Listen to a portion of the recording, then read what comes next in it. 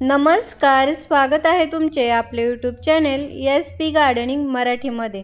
आज आपण कुंडीमध्ये दुर्वा कशी लावायची, तिच्या चांगल्या वाढीसाठी कोणती खते द्यायची, काळजी कशी घ्यायची, दुर्वाच्या वाढीसाठी लागणारे ऊन, पाणी, माती या सगळ्या विषयाची माहिती आपण या व्हिडिओमध्ये पाहणार आहोत। तर त्यासाठी व्हिडिओ कुठेही स्किप न करता शेवटपर्यंत नक्की पहा।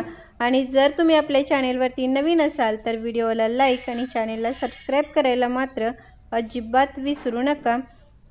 आपल्या घरी रोजच्या देवपूजेमध्ये गणपती बाप्पासाठी जर अशी स्वच्छ ताजी दुर्वा म्हणजेच हराळी जर हवी असेल तर ती कुंडीमध्ये ही जरूर लावावी, कारण कुंडीमध्ये ही जी दुर्वा आहे ती लावणे अतिशय सोपे आहे आणि ती वाढवण्यासाठी तिची जास्त काळजीही घ्यावी लागत नाही।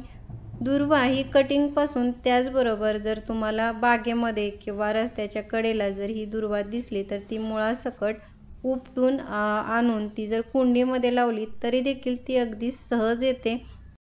आणि एकदा का तुम्ही ही जी दुर्वा आहे ती कुंडीमध्ये लावली तर पुन्हा नव्याने देखील लावण्याची ही आवश्यकता नसते। आणि सगळ्यात महत्त्वाचे म्हणजे अगदी तिन्ही ऋतूमध्ये उन्हाळा, पावसाळा, हिवाळा याच्यामध्ये हिची वाढ ही चांगली होत असते। उलट जेवढी तुम्ही ही कट करत राहाल तेवढी ती पुन्हा नव्याने आणखी वाढतच राहते। आता ही जी दुर्वा आहे ती कुंडीमध्ये कशी लावायची, तर ही लावताना ही नेहमी पसरट आकाराच्या कुंडीमध्ये लावावी, कारण हिच्या मुळ्या ह्या जास्त खोलवर जात नाहीत। मात्र ज्या फांद्या आहेत त्या मातीमध्ये ह्या सर्वत्र पसरत राहतात आणि प्रत्येक नोड एरियाच्या इथून एक नवीन असे रोपे तयार होत असते। कुंडीमध्ये जेव्हा आपण ही दुर्वा लावत असतो तेव्हा माती ही थोडी भुसभुशीत अशी तयार करावी, कारण एकदा लावल्यानंतर त्याच्या ज्या मुळ्या आहेत त्या संपूर्ण मातीमध्ये पसरत जातात आणि त्यामुळे जर चिकट माती असेल तर त्या मुळांची वाढ ही चांगली होत नाही। साहजिकच आपल्या दुर्वा देखील ह्या चांगल्या वाढणार नाहीत। याला पाणी देताना देखील हे जास्ती देण्याची आवश्यकता नसते। अगदी 8 ते 10 दिवसातून एकदा जरी पाणी दिले तरी देखील हे पुरेसे होते। एवढ्या पाण्यावरतीच ह्या दुर्वा ह्या चांगल्या वाढत राहतात।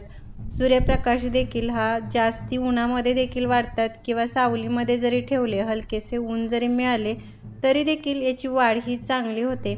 आता या दुर्वांच्या चांगल्या वाढीसाठी खते कोणकोणती द्यायची, तर तसे तर जास्ती खताची आवश्यकता नसते। मात्र खते देताना आपल्याला हवी तेवढी या कुंडीतील जी दुर्वा आहे ती काढून घ्यायची आणि आपल्या घरामध्ये अशा बऱ्याचशा वस्तू आहेत की त्यापासून खत तयार करून आपण देऊ शकतो, किंवा जर तुमच्याकडे शेणखत असेल तर त्याचा देखील तुम्ही वापर करू शकता। आज मी आपल्या घरातीलच या ताज्या चहा पावडरचा वापर हा करणार आहे।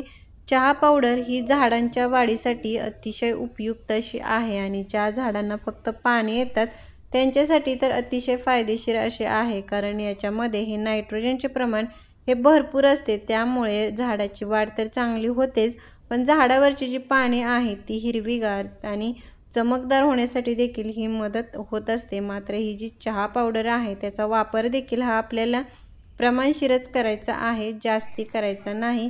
तर चहा पावडरपासून हे जे खत आहे ते तयार करण्यासाठी मी या ठिकाणी 1 ग्लास हे आपले साधे पाणी घेतलेले आहे आणि याच्यामध्ये आपल्याला फक्त अर्धा चमचा एवढीच चहा पावडर ही 1 दिवसासाठी किंवा रात्रभर ही पाण्यामध्ये ही भिजत ठेवायची, जेणेकरून या चहा पावडरमधील सर्व पोषक तत्वे ही पाण्यामध्ये उतरतील आणि आपले हे जे खत आहे ते तयार होईल। दुसऱ्या दिवशी अशा प्रकारे तुम्हाला पाण्याचा रंग हा बदललेला दिसून येईल, म्हणजेच आपले हे खत तयार झालेले आहे। हे खत देखील आपल्याला डायरेक्ट असेच या दुर्वासाठी द्यायचे नाहीये, तर ते पाण्यामध्ये डायल्यूट करून, म्हणजे जर 1 ग्लास हे खत असेल तर त्याच्यामध्ये अजून 2 ग्लास पाणी मिक्स करून नंतरच याचा वापर आपण दुर्वासाठी हा करणार आहोत। तर अशा प्रकारे महिन्यातून एकदा जरी तुम्ही या चहा पावडरपासून खत तयार करून याला दिलेत तर दुर्वाची वाढ ही चांगली होऊन ती हिरवीगार आणि घनदाट होईल। चहा पावडरप्रमाणेच तुम्ही आपल्या घरामध्ये जे डाळ आणि तांदूळ धुतलेले जे पाणी असते त्याचा जरी वापर केला तरी देखील ही दुर्वा अतिशय छान अशी वाढत राहते।